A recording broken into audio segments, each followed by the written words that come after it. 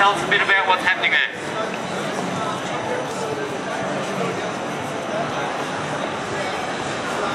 Thanks, Alejandro. Hi, my name's James. I'm a member of the Revolutionary Socialist Party, and we're here to condemn the coup in Honduras and call for the immediate reinstatement of President Manuel Zelaya. On June 28, some 200 Honduran soldiers stormed the presidential palace in the capital, and following a gun battle with the presidential guard, the balaclava-clad soldiers detained the president and flew him into forced exile in Costa Rica. This well-orchestrated series of events in Honduras led to a forged resignation letter supposedly written by the president. How the president did not resign and remains the democratically elected leader of Honduras.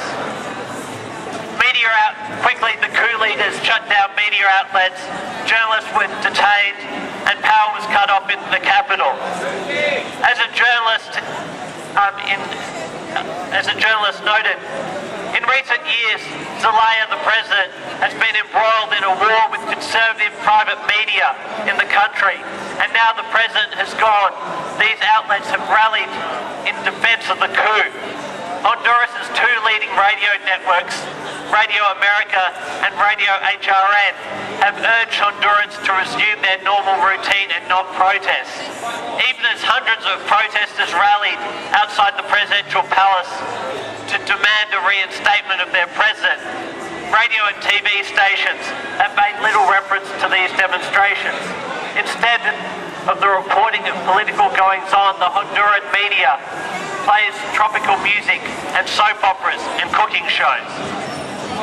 Well, this is reminiscent to the 2002 coup in Venezuela against the Chavez government, where conservative media stations refused to cover pro-Chavez demonstrations. And we need to oppose this.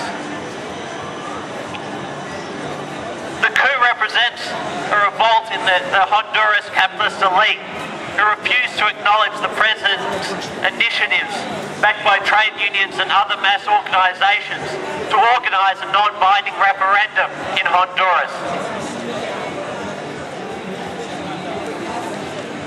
This non-binding referendum would have seen the formation of a constitutional assembly to rewrite the country's constitution. And Zelaya refused to accept the court rulings banning this non-binding referendum. And it was on this context the Honduras government was overthrown. Well, we support the right of the Honduran people to determine their own fate, to be able to have constitutional elections, to be able to create a better government.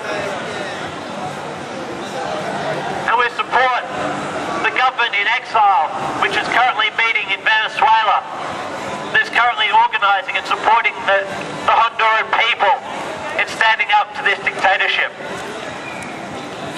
And we also condemn the US for their complicit support in this coup.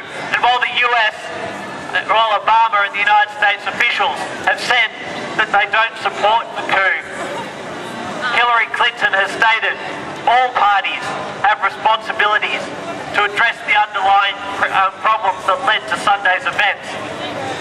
While the democratically elected government of Honduras does not have the responsibility lies in the coup leaders, those who actually overthrew the democratically elected regime.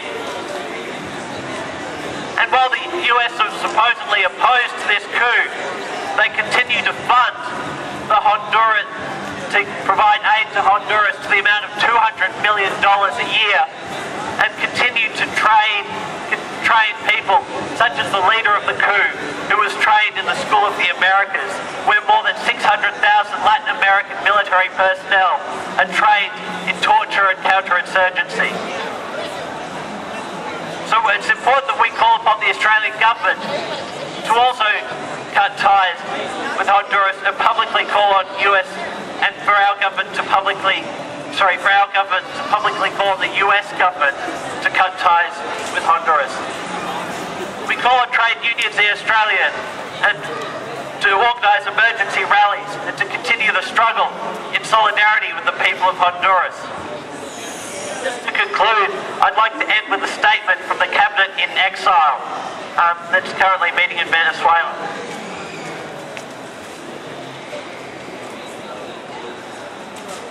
in exile knows that the single legal government constituted and elected by the people of Honduras is the government led by Citizen Jose Manuel Zelaya Rosell.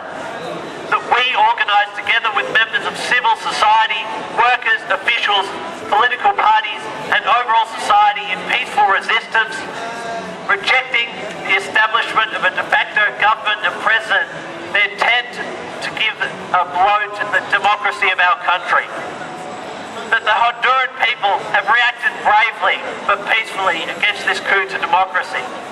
And finally, that we reaffirm to be standing beside our president, ready to defend democracy, and we assure that thanks to the determined support of the noble Honduran people and the international community, we will restore the rule of law.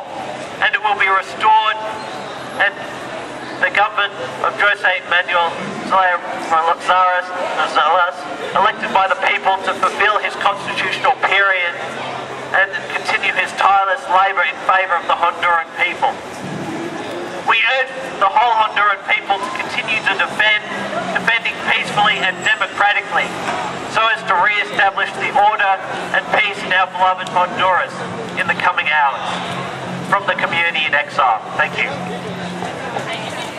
Australians, I come from Guatemala, and I come here to support the people from Honduras, because when the West feel cornered, they appeal to such a measure as the coup d'etat.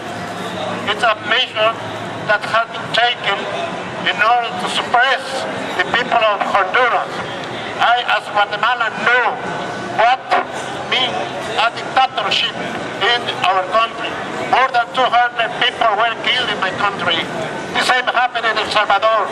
And when that country is the only one that had taken through its president, Manuel Zelaya, the path of looking for the democracy, is a different form of to think of the military dictatorship, the same Congress. There is another point in Honduras, and it is the pharmaceutical products, the international pharmaceuticals which are in Honduras.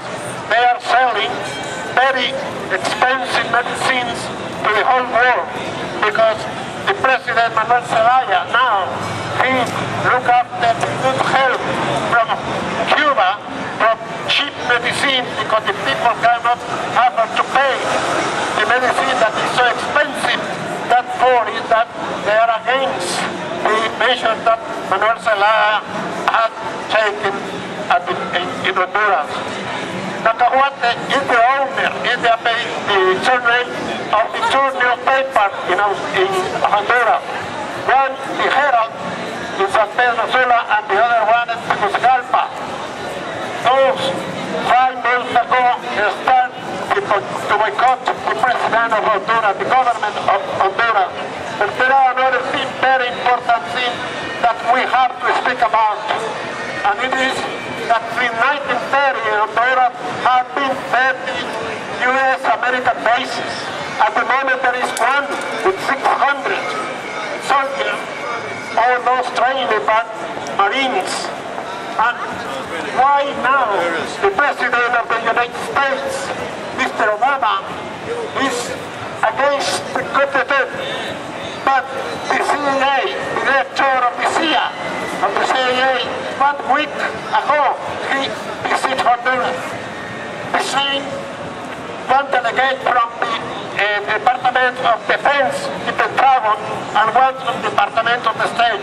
The question is really Obama the President of the United States, or he is just a puppet from the people that have the power in the United States? That is the question. Now, Mr. Obama has to put clear the situation. He is really against the coup of